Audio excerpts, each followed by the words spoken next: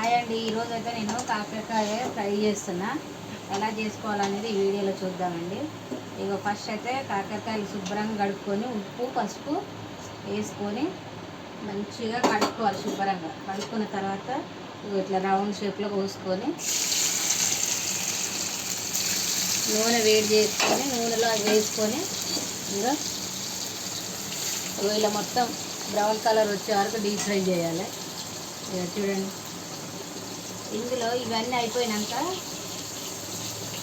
ఇగో కొంచెం కారం ఎల్లిపాయలు మంచిగా దంచుకొని పెట్టుకోవాలి. వెండి కారం నేను చూపిస్తాను ప్రాసెస్ ఇవన్నీ వేయించినాక, ఓకేనా. ఇగో మొత్తం అయితే ఇగో ఇట్లా మొత్తం డీప్ ఫ్రై చేసుకోవాలి.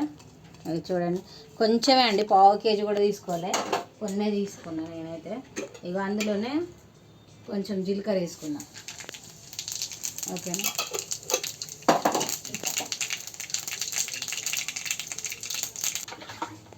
ఇగో చూడండి, ఇగో ఉప్పు కారం ఎల్లిపాయలు అయితే కలిపి మొత్తం దంచి పొడి చేసుకున్నా. ఇక చూడండి, ఇల్లనే వేసుకోవాలి మనం. కొంచెమే కారం ఎంత సరిపోతుందో అంతనే వేసుకోవాలండి, ఎక్కువ వేసుకోవద్దు. నాకైతే ఒక స్పూన్ అయితే సరిపోయింది. చూడండి, ఇందులో కరివేపాకు కూడా వేసుకోవాలి.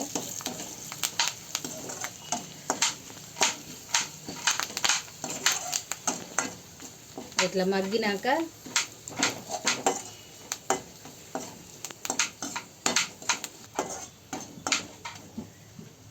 చూడండి, ఇట్లా మగ్గించుకోవాలి. జీలకర్ర ఎల్లిపాయలు కారం ఉప్పు కరివేపాకు అన్నీ అయితే మంచిగా వేగిపోయినండి. తర్వాత ఇవి ఇందులో వేసుకొని మంచిగా కలుపుకోవాలండి. అంతే, సింపుల్గా ఉంటుంది కాకరకాయ కర్రీ. చాలా టేస్టీగా ఉంటుంది. పిల్లలు కూడా చక్కగా తింటారు. ఎవరైనా పిల్లలు చేదు దాన్ని తినరు కదా, ఇట్లా ట్రై చేయండి మీరు కూడా, చాలా బాగుంటుంది. చూడండి ఎట్లా అయిందో, సూపర్ ఉంది కదా. చూస్తేనే నోరు ఊరుతుంది కదా ఫ్రెండ్స్. చూడండి, ట్రై చేయండి. మీకు కూడా మంచిగా ఇలాగనే వచ్చినట్టయితే నాకు కామెంట్ చేయండి, నేను చేసినట్టు, ఓకేనా. చాలా బాగుంటుందండి.